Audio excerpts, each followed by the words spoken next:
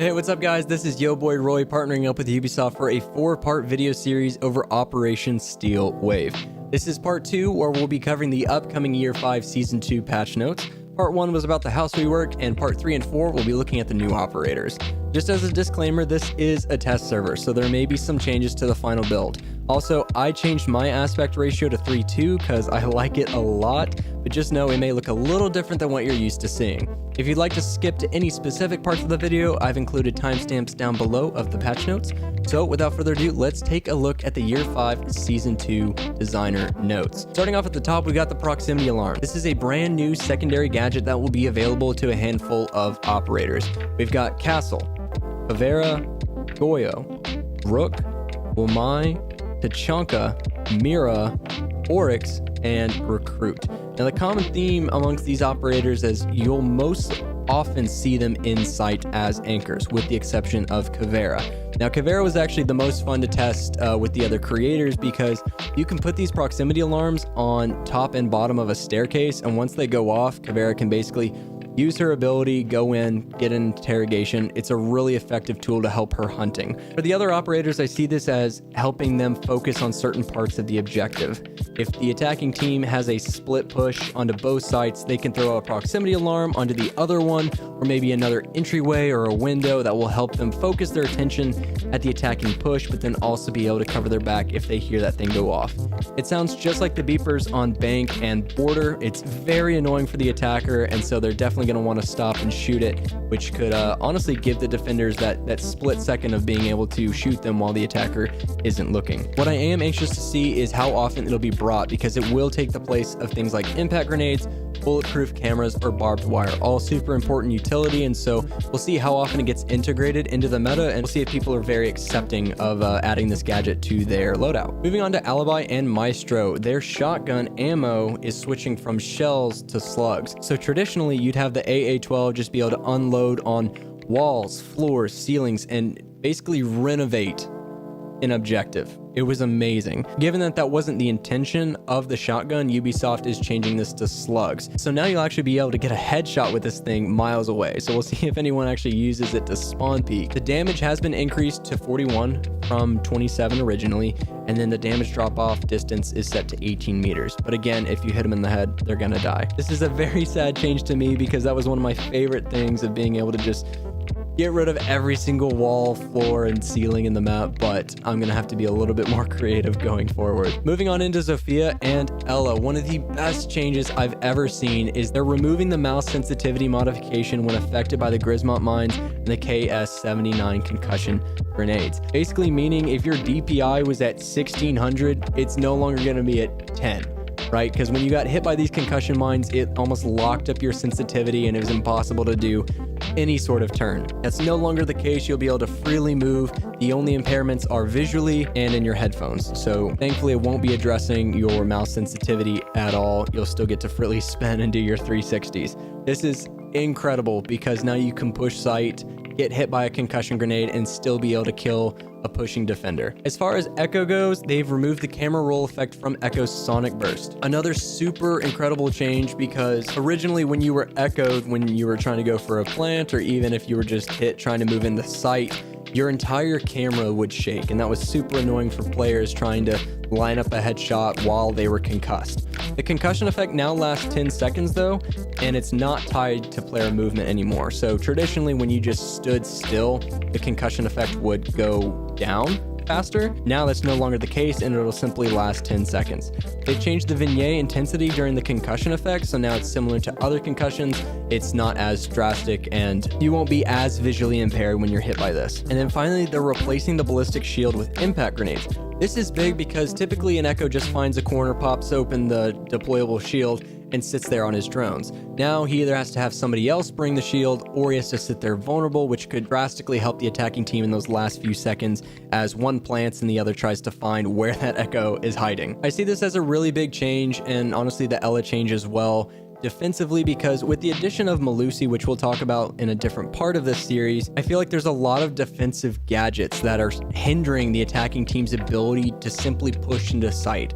So by getting rid of this concussion mouse sensitivity effect and then reducing Echo's overall effectiveness by a little, I see this as really helping the attacking team be more on an even playing field. For Finka, they are increasing the base HP from 5 to 30. So basically when an ally was down but not out and you popped Finka's ability, it would res them to 25 HP, but that was only temporary. Once the effect wore off, you'd just be at 5 HP and a simple Legion Mine would kill you. Now, the base HP is going to be 30 and the temporary HP is going to be 50, meaning you can tank a couple of shots depending on where they hit on your body, or even run across a Legion trap and still be fine. To a certain extent, there's no more, oh hey, he's only 5 HP, send him in first and let him like live drone. Now whoever gets picked up has some chance of being able to fight back with that 30 base HP, or with a 50 HP if the effects are still on. I really hope this boosts Finka's pick rate because frankly, she's not a bad operator, she's just overshadowed. So these types of changes are really important in order to shine light into the potential of these kind of operators and hopefully lead to even stronger pick rates. Moving on to Kali, the sniper that no one is confident enough to bring is getting Clash's SMG. Personally, I didn't see a reason for this. I love the C75. I think it has 0 recoil. Sure, it's only got iron sights, but I think it's still a fantastic gun. But the most important change I feel like to Kali comes in the form of the LV explosive lance fuse time is being reduced from 2.5 to 1.5. In case y'all forgot, Kali actually has an ability, and it's the ability to get rid of Evil Eyes. It's the ability to get rid of a bandit trick or a Cade, either one, trying to trick a wall. This is able to destroy those gadgets on the other side of reinforced walls. With that reduced fuse time, Bandit or Cade can't simply take off their gadget and still trick as effectively. This explosive will go off way before then and clean out some of that utility, making it harder for them to be able to trick those walls. So hopefully people won't be so scared to bring the bolt action sniper with the addition of Clash's SMG and the increased fuse time. I think Kali definitely becomes a lot more viable and could be an effective attacking operator if you give her the chance. As far as Cade and Nomad, they've added 2 new pistols to their possibilities. Nomad's getting Capital's pistol, the PRB-92, and Cade's getting the GI Gen revolver, the LFP-586. Just to increase possibilities, nothing really major going on here besides just giving them other options in case you don't want the sniper pistol. As far as Oryx, they are replacing the bulletproof camera with the proximity alarm. I think this could be really cool and possibly open to cool strats when you hear the alarm going off, busting through a soft wall or even a castle barricade in order to knock the attacking operator off their feet. I definitely will be trying this strat, see if it can work out. I'm a really big fan of these proximity alarms and just the different types of potential that could come, especially with operators like Caveira or Oryx. Good news, he can Kool-Aid Man through more walls now, as they are reducing the damage that he takes from going through a wall from 10 to 5.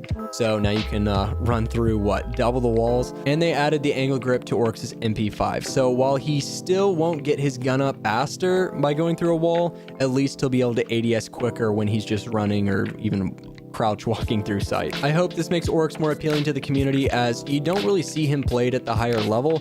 He is a very fun operator. It's really cool to hit attackers off their feet, and these kind of changes definitely make him more viable and hopefully more attractive to those that are really sweating it up in the higher ranks or even in Pro League. Moving on to Ying, a change we all knew that was coming. They're reducing the number of Candelas to 3 from 4.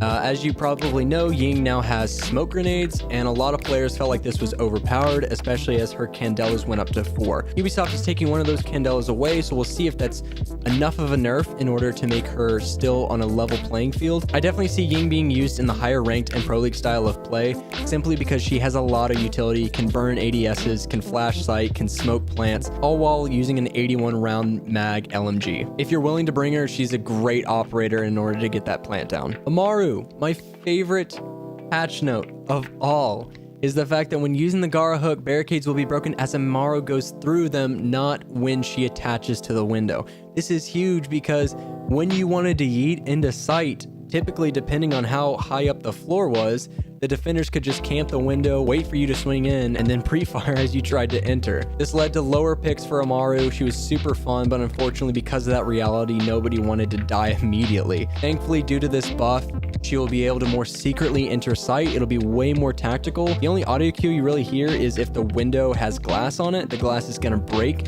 so that'll give the defense a slight notification.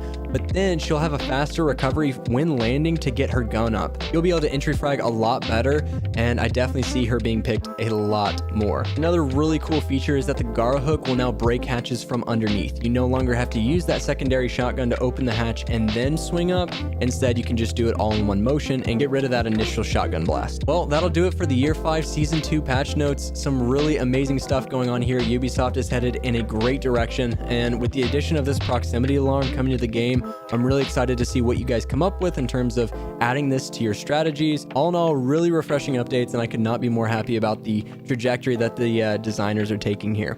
If you guys want to see more about the house rework or the new operators coming to the new season, be sure to subscribe to the channel, as I've already done a part 1, but be expecting a part 3 and a 4 in the next coming days. Take it easy, guys, and I'll see y'all in the next one.